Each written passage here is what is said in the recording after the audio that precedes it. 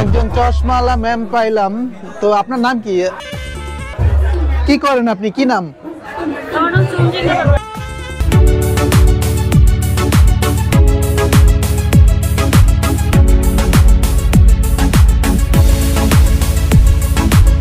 Smile.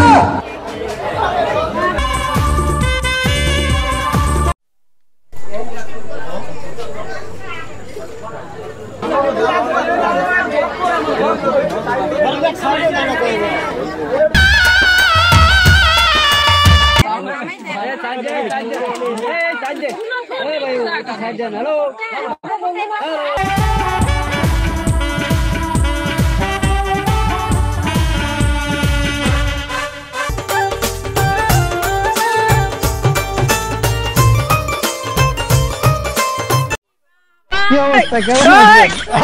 এটা কে জানেন? এটা হচ্ছে আমার না, পরিচয়টা করে দেই, পরিচয় করে দেই। এটা মূলত রোস্ট, একটু রোস্ট, ও রোস্ট, এগুলা সব রোস্টের আইটেম।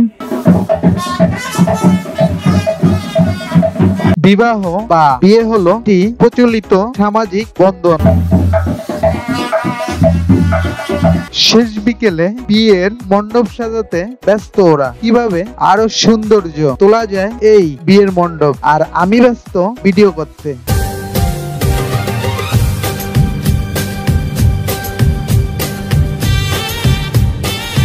বিয়ে উপলক্ষে বাড়ির উঠানের পর বাড়ির দরজাও ঝাড়বাতি মরিচ বাতি দিয়ে সাজানো হলো বিয়ের 2 দিন আগেই। আমি যখন ভিডিও ধারণ করতেছিলাম তখনই আমার ক্যামেরার সামনে পড়ল সুরঞ্জিত কাকুর ছেলে শোলক ও তপুদার ছেলে সহ অন্য বাচ্চারা। বাচ্চা থেকে বুড়ো গ্রামের সবাই কাজে ব্যস্ত।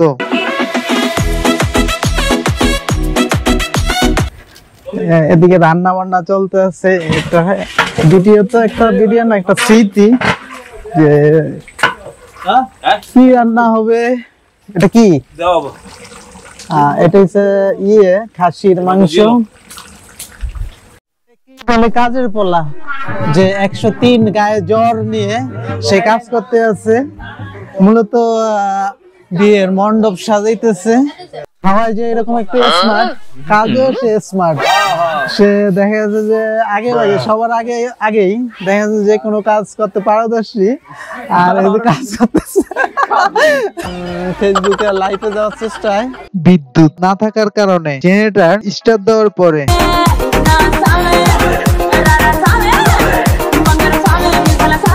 যারা ক্যামেরার সামনে কথা বলতে লজ্জা পায়, আবার ক্যামেরার সামনে পড়ার পর মুস্কি হাসি দেয়, এ তো মুস্কি হাসি নয়, ছেলে মানুষের কলিজা ধরে টান মারে।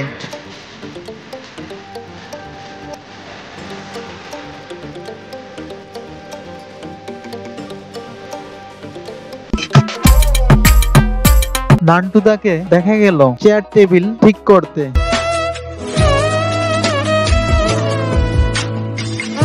লোডশেডিং এর পরে বিদ্যুৎ আসার পর জেনারেটর ও বন্ধ করার পরে মনে হলো দ্বিগুণ আলোয় আলোকিত করতে লাগলো বাড়ির উঠান, দরজা সহ এই বিয়ে বাড়ির গেট।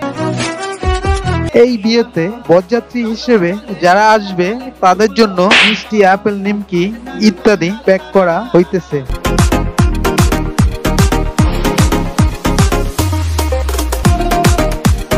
আর কিছু সময় পর এই বিয়ের মণ্ডপেই ঠাকুরের মন্ত্রপাঠের মাধ্যমে পিতা তাহার স্নেহের কন্যাকে অন্য এক অজানা পরিবেশে বিদায় জানাবে ঠাকুর মশাইয়ের মন্ত্রপাঠের মাধ্যমে, অর্থাৎ কন্যাদান করবে। মূলত বিয়ের অনুষ্ঠানের প্রথম বরের সঙ্গে যারা আসে, অর্থাৎ বরযাত্রী যারা আসে, তাদের খাওয়া দাওয়া আগে হয়।